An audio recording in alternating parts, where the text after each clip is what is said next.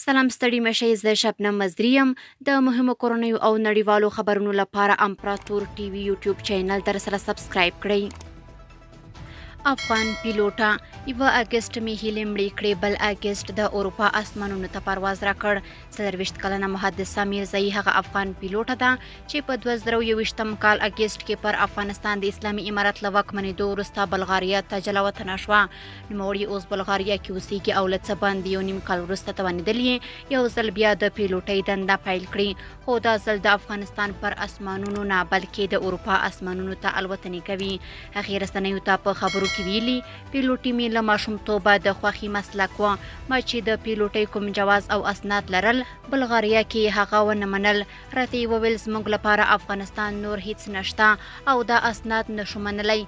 له بدمرغه ووایم که له ښه مرغه خو ما باید ډېر ټرینینګونه له سره کړي وی او اروپایي ازموینې مې ورکړې وی. محدثه بالاخره د خپل ماشومتوب او خوښۍ دندې ته بیرته ستنه شوه، خو وایي تېرې خوارۍ او سختۍ پرې له سره تکرار شوې. نوموړي وایي له 6 میاشتو ټرینینګونو او پیلوټۍ برخه کې له 14 اروپایي ازموینو وروسته مې بیرته خپل اسناد واخیستل چې ډېره راته سخته وه. اوس مې په یوه اروپایي شرکت کې دنده پیل کړه او الوتنې کوم. د 2023 کال اګست 15 مې هیلې مړې کړې او له 2023 کال اګست پر همدې 15 مې بیرته پرواز وکړ او یو ځل بیا خپلو هیلو ته ورسېدم.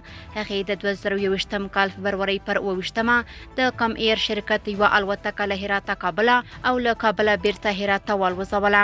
د افغانستان په تاریخ کې د ښځې لخوا د ملکي الوتکې لومړنۍ الوتنه یاده شوې ده.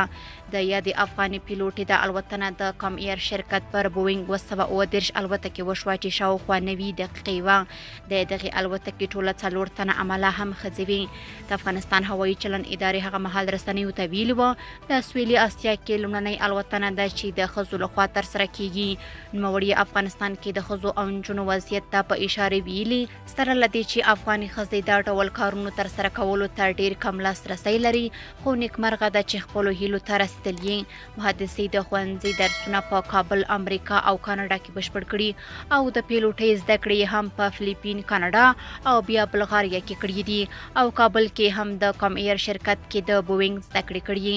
نوموړي وایي کاناډا کې چې وم نو ما کار هم کوه او نه مې شو کولی چې د درس لګښتونه ټول په یوه وار ورکړم، خو کله به مې چې کار وکړ او پیسې به مې وګټلې بیا به مې د پیلوټۍ ټولګي نیول او زده کړه به مې کوله.